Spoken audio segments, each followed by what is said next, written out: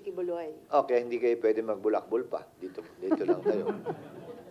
Oy, any comment dun sa kanyang ano, sir? Nag-file pa rin siya ng Certificate of Candidacy running for the Senate. Karapatan niya yon dahil hindi pa naman siya convicted by final judgment na nagdi-disqualify sa kanya na tumakbo o umupo o humawak na anumang pwesto sa pamahalaan. Conviction sa mga krimen by final judgment sa mga krimen na inakusa sa kanya, kabilang sa mga accessory penalty noon ay absolute perpetual disqualification to hold public office. Subalit, hindi pa naman final nga. Wala pa nga conviction at hindi pa naman final. So may karapatan pa siyang tumakbo. Anyway, sir, any update to... Ay, Amor? Medyo related, sir. Okay. Yes, ma'am. Senator Baby po kasi kahapon. Napanood ko nga siya, naka-block siya. Naka-block. Sinabi po niya na meron daw po siyang mga na-meet na mga local officials na he suspects na pinland ng China or mga China man din daw. Base daw sa mga sa observation. Accent. Do you share the same observation? May mga na-meet ba kayo local officials? Or do you... Wala ako masyado namimit eh. Sectoral representative? Wala ako masyado namimit at wala pa ako namimit na dapat kong pagdudahan o may basehan ako para pagdudahan. Subalit kung may pagdududa si Senator JV, marapat na ipagbigay alam niya yan sa COMELEC para matingnan ng COMELEC.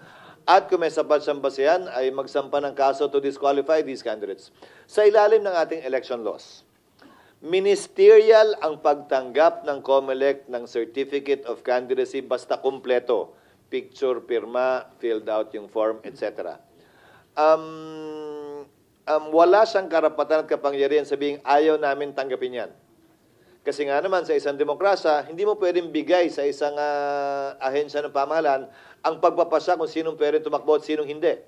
Pasya natin yan, desisyon ng taong bayan yan. Pero ngayong na-file na, may kapangyarihan na ngayon ng sinumang mamamayan na maghain ng kaso para ipa-disqualify ang sinuman. Pero kaugnay ng nuisance candidates, ang COMELEC ay motu proprio. Pwedeng magpasyang i-disqualify ang isang kandidato on the ground that he or she is a nuisance candidate. Based on past track records, at isa pa, kakayahang maglunsad ng kampanya kaugnay sa posisyong tinatakbuhan niya. But sir, possible po yun that China may have planted more Alice votes dito sa local government? Wala akong impormasyon para sabihin meron nga at kung posible. Pero kung pag-uusapan mo lang ay posibilidad, de bawat bansa may posibilidad naman na gawin yon kung nanaisin nila.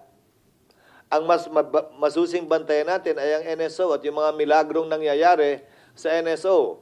Yung milagrong nangyayari sa Department of Foreign Affairs kaugnay ng pag-issue ng birth certificate at ng passport. Dahil yun ang nagiging basihan